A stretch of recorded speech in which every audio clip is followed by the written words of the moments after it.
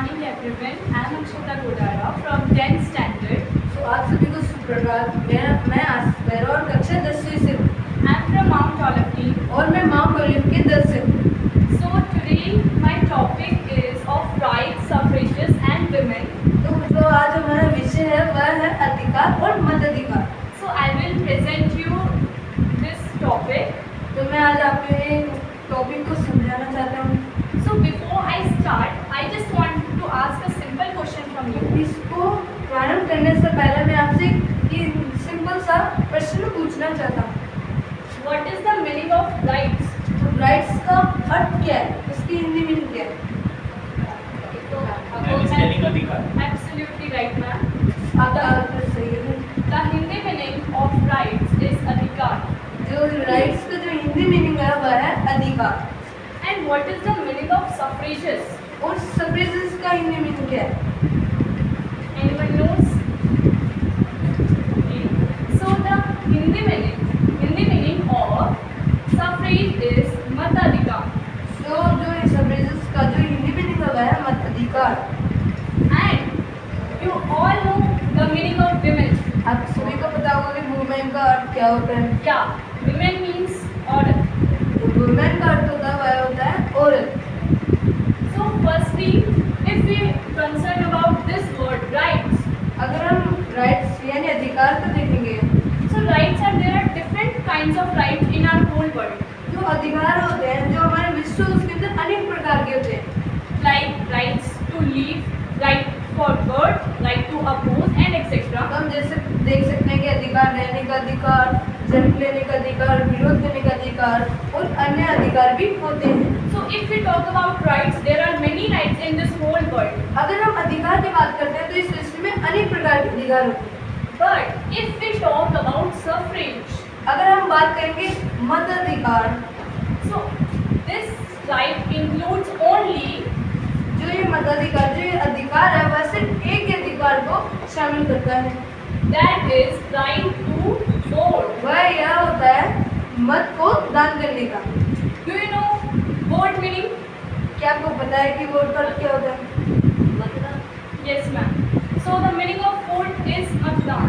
तो वोट का जो अर्थ होता है वह होता है मतदान। So whenever if I am talking or if anybody is talking about suffrages, he or she means that right to vote. अगर कोई मताधिकार की बात कर रहे हैं या फिर हम मताधिकार की बात कर रहे हैं तो उसका अर्थ होता है मतदान करना। So now you understood the difference between rights and suffrages. तो आप समझ गए होंगे कि अधिकार और मताधिकार के बीच की भिन्नता। We will also study about women. हम भी औरतों के बारे में पढ़ेंगे। Firstly, we will see how these rights and suffrages came. तो हम पहले देखेंगे कि जो अधिकार और मताधिकार है वो कैसे आए। So to understand it or to explain it, firstly I would like to explain its background. तो आपको इससे समझाने से पहले हम इसके पीछे की कहानी देखेंगे। So to explain this background, firstly I would like to start my topic from this, that is first point of my topic. तो इसकी पहले की पीछे की कहानी हम समझाने से पहले हम देखेंगे जो पहला बिंदु वह है विचार। So ideology. Do you know what is the meaning of ideology? पता है कि आइडियोलॉजी का हिंदी मीनिंग क्या होता है? Sir, do you know the meaning of ideology? सिद्धांत, और if we talk about our present time, we can say विचार और विचारधारा. अगर हम वर्तमान की बात करें तो जो आइडियोलॉजी है उसका अर्थ हो सकता है विचारधारा, विचार। In simple language, it is idea. अगर हम सिंपली भाषा में बोले तो यह होता है एक विचार है। See, ideologies are different with each other. Like if different persons are there, then different ideologies are there. हम देख सकते हैं कि जो विचार है वह अलग व्यक्ति के साथ अलग अलग होती है, यानी भिन्न होती है।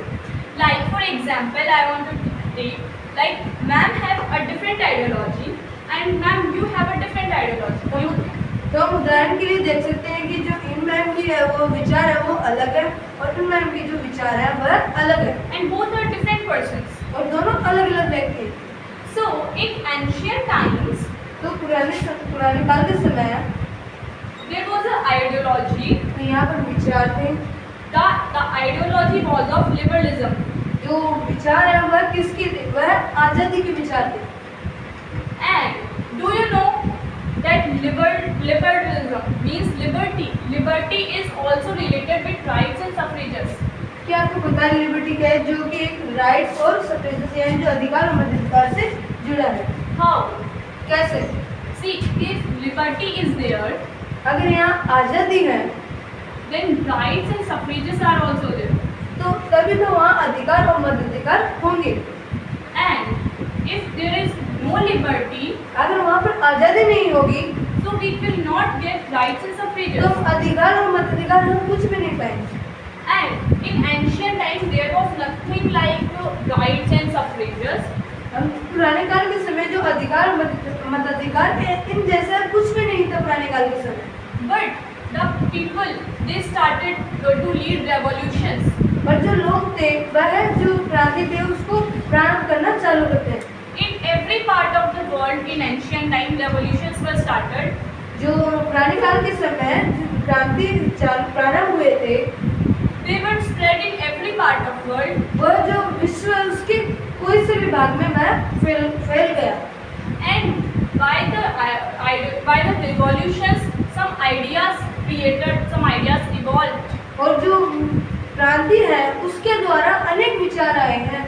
And among them, one idea was of rights and suffrages. हम देखते उन्हीं के बीच में जो अधिकार और मताधिकार इनके भी विचार वहीं से आए थे। So basically, rights and suffrages is an ideology. तो हम सामान्य से देख सकते हैं कि अधिकार और मताधिकार एक विचार है। And now we understood that people got ideology of rights and suffrages from revolutions. अब हम समझ गए हैं कि जो विचार है वह अधिकार और मताधिकार का वह क्रांति से पाए थे। But if we want to achieve something, then we have to struggle for it. अगर हमें कुछ चाहिए तो हमें उसके लिए संघर्ष करना पड़ता है। So that's why the people of ancient times started struggling. तो इसीलिए जो पुराने काल के लोग थे वह संघर्ष करना चालू कर देते हैं। And for what they started struggle?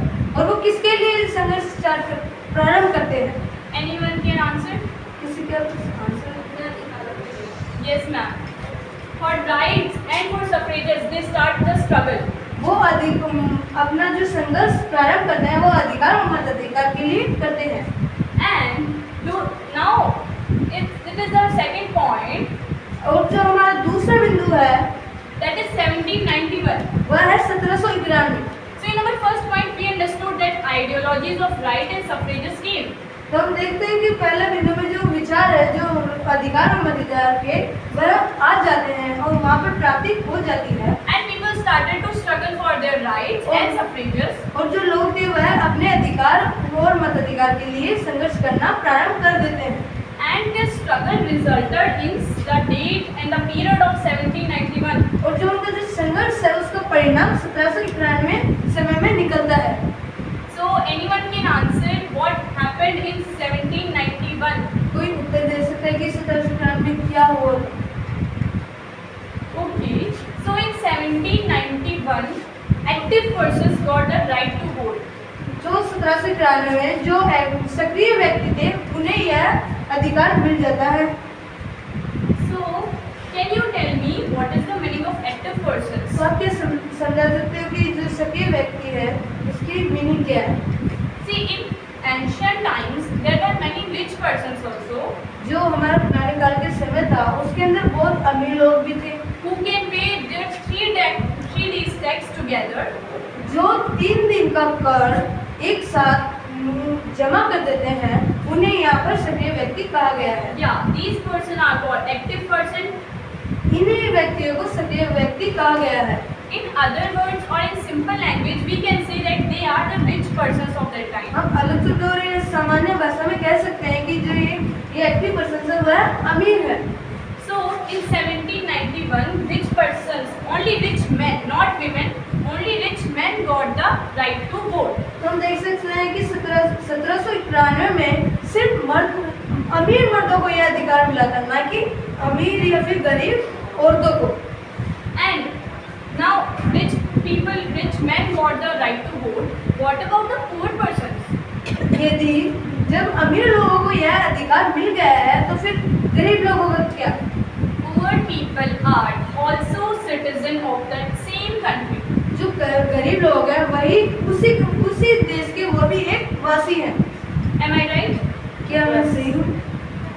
So they should also get the rights and suffrages. तो उन्हें भी अधिकार और मताधिकार चाहिए। So they thought that if rich people got the right to vote, then why we can't get? अगर जब अमीर लोगों को यह अधिकार और मताधिकार मिल गया है तो फिर हमें क्यों नहीं मिला? So they started struggling for their rights and suffrages. तो फिर वो अपने अधिकार और मताधिकार के लिए वो संघर्ष करना प्रारंभ करते हैं। Who started to struggle for their rights and suffrages? कौन प्रारंभ करता है संघर्ष करना? Parents, any answer? It is the woman. Sir, poor people started to struggle for their rights and suffrages. जो गरीब लोग थे वह अपने अधिकार और मताधिकार के लिए संघर्ष करना प्रारंभ करते हैं। So we have cleared our first point, that is ideology. हमने अपना पहला बिंदु कंप्लीट किया, यानी संपूर्ण तरीके से समझ लिया है, जो कि है विचार। In ideology, what we studied that ideas evolved from revolution, and this created a man to struggle.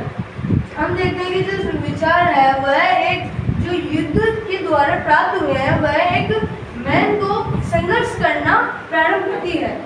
And in second point, we understood that in 1791, which persons got the right to vote. और हम समझते हैं दूसरे बिंदु में 1791 में कि जो मर्द अमीर मर्द थे उन्हें यह अधिकार मिल जाता है। And in third point, और जो हमारा तीसरा बिंदु है we studied that poor people also started to struggle for their rights. हम तीसरे बिंदु में यह देखते हैं कि जो गरीब लोग थे वह भी अपने अधिकार के लिए संघर्ष करना प्रारंभ करते हैं। So we have cleared our first point, second point, and also third point. तो हमने अपना हमारा पहला बिंदु, दूसरा बिंदु और तीसरा बिंदु पूरी तरह से समझ लिया है। And see, in 1848, तो हम देखते हैं 1848 में in 1848, a very big change was came. 1848 में एक बहुत बड़ा बदलाव है, That is universal male suffrage. जो कि वैश्विक मर्दों का मताधिकार मिल गया। Universal means यूनिवर्सल का अर्थ universal means that is the particular thing that is evolved in the whole universe, in the whole world, that is valid. We will call it universal. Universal वह कहलाता है जो पूरे विश्व में वह होता है। And male means और दूसरा मेल का अर्थ क्या होता है? yeah. And suffrages, I told you that suffrages meaning in Hindi. सफ्रेजिस का हिंदी अर्थ क्या होगा? Yes, ma'am. Your answer is right. आपका उत्तर सही है।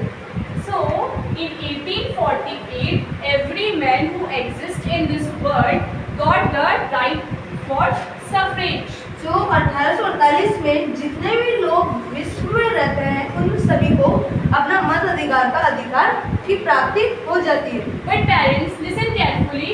In 1848, only men got the right to vote, not women. और आप ध्यान से सुनिए कि 1848 में सिर्फ मर्दों को यह अधिकार मिला, यानी पुरुषों को यह अधिकार मिलता है, Not women. पर औरतों को नहीं। So, in this case, what about women? तो इस विषय में हम देखते हैं कि औरतों का क्या होगा। They should also get the right. उन्हें भी यह अधिकार चाहिए। Am I right? क्या मैं सही हूँ? So, before discussing about the situation of women, firstly, I would like to express this point, which is my fifth point. तो जो औरतों की स्थिति के बारे में समझाने से पहले हम देखते हैं स्रोत सी। So, source C, when we were studying in our history textbook, we got a point that is of source C. जब हम हमारी इतिहास की किताब पढ़ रहे थे तो हम उसमें देखते हैं स्रोत सी। In this, the different ideologies of three persons is expressed. जो यह स्रोत सी है इसके अंदर तीन अलग अलग भिन्न भिन्न व्यक्तियों की विचार बताए गए हैं। As I told you earlier, every person have their different ideologies. जैसा कि मैंने पहले कहा था कि जो अलग अलग व्यक्तियों के पास अलग अलग विचार होते हैं। So, for example, we have a different ideology. जो हम उदाहरण के लिए देख सकते हैं कि जो ये व्यक्ति हैं इनके पास अलग विचार हैं। And this woman, she have a different ideology. जो ये औरत है इसके अलग विचार हैं। And this person, a leader, he have also different ideology. और जो ये तीसरा व्यक्ति है इसके पास भी अलग विचार है। So now we will study about that this first person, Karl Welker. We will study the ideology of Karl Welker. तो अब हम आप भी पढ़ सकते हैं कि जो कार्ल वेलकर है इसके विचार के बारे में पढ़ सकते हैं। So Karl Welker is a political activist. जो कार्ल वेलकर है वह एक राजनीतिक कार्यक्रमी है। So what is his ideology? तो इसके विचार क्या है? His ideology is, please listen carefully. His ideology is that men the stronger, women the weaker. I am repeating again. Men the stronger, women the weaker. कृपया ध्यान से सुनिए कि जो इनके विचार थी वह यह है कि जो मर्द है वह एक शक्तिशाली और बहुत शक्तिशाली है और पर जो वो औरतें हैं वह एक कमजोर है। This is his ideology. यह इनके विचार है। But only this word, men the stronger, women the weaker, this word can explain his ideology. और जो ये शक्तिशाली और जो कमजोर है यह इसके विचार को प्रस्तुत कर सकती है। He thinks like men are very strong, men should rule everywhere and women should do the household work only. इसके विचार यह है कि जो मर्द है वह कहीं पर भी शासित कर सकते हैं पर जो वुमेन यानी जो औरत है वह घर में ही कार्य करनी चाहिए। He thinks that God created men and women for different tasks. He thinks that God created men to protect women and to protect his family. हम ये सोचते हैं कि जो भगवान है वह मर्द और औरत को अलग अलग कार्यों के लिए बनाए हैं पर जो ये इनकी सोच यह है कि जो मेन है या जो मर्द है वह औरत की सुरक्षा और घर की कार्य के लिए बनाए गए। And he thinks that women is weaker, she needs the protection of a man. जो ये सोचते हैं कि जो औरत है उन्हें जो मर्द है उनकी सुरक्षा चाहिए और ये कमजोर है। See, I agree that God made men and women. इससे मैं सहमत हूँ कि जो भगवान ने मर्द और औरतों को बनाया है। But this is not fair that God made men the stronger and God made women the weaker. पर यह सही नहीं है कि जो भगवान ने जो मर्द को शक्तिशाली बनाया है और जो औरत को कमजोर बनाया है। God never differentiated between men and women that men are stronger and women are weaker. भगवान कभी भी मर्द और औरत के बीच में भिन्नता नहीं कर सकते। He never told that men are stronger. He never told that women are weaker. वह कभी नहीं कह सकते कि जो मर्द है वह शक्तिशाली है और जो औरत है वह कमजोर है। So this is this person's ideology.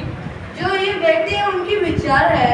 So you can imagine how narrow-mindedness is there in his ideology. तो आप सोच सकते हैं कि जो इसके विचार वो किस तरह अलग है। And this woman, और जो ये दूसरा औरत है so she is a woman. ये एक औरत है। She has the totally different ideology from his ideology. जो इनकी जो विचार है वह जो पहला व्यक्ति था कार्ल वेलकर उनसे पूरी तरह भिन्न है। Karl Welker said that men the stronger and women the weaker. जो ये कार्ल वेलकर है उन्होंने कहा था कि जो मर्द है वह शक्तिशाली और जो औरत है वह कमजोर है। But she is telling, और जो ये कहती है she is telling that men and women, जो औरत और जो मर्द है they both are equal. वो दोनों एक समान है। Means like if sir got the right to vote, then ma'am also got the right to vote. इसका यह होता है कि अगर सर ने मताधिकार का अधिकार मिल गया है तो जो मैम है उन्हें भी मताधिकार का अधिकार होना चाहिए। If he has the right to breathe, then you have also the right to breathe. अगर आपको सांस लेने का अधिकार है तो आपका भी सांस लेने का अधिकार है। So she thinks like that. तो यह ऐसे सोचती है। But this person, he is not thinking like that. पर जो ये पहला व्यक्ति है वो इस तरह नहीं सोचते। He is thinking, for example, he is thinking that I am a girl, so he is thinking that I am the weaker, I can't do anything, I can't even fulfill my parents' dreams. तो ये सोचते हैं कि जो ये एक लड़की और ये जो अपने पिता की जो भी सपने हुआ पूरे नहीं कर सकती। He just think that men are stronger, they can do everything. ये सोचते हैं कि जो मर्द है वह शक्तिशाली है वो कुछ भी कर सकते हैं। And when a person a random person, when he read their both ideology, जो एक व्यक्ति जो इसे सुनकर इसे पढ़कर उत्तर करने वाला व्यक्ति है, he had his own ideology. इसके पास भी खुद के विचार होते हैं। So I told you everyone have their different ideologies. तो आपको पहले बताया कि जो सभी व्यक्तियों के पास अलग अलग विचार होते हैं।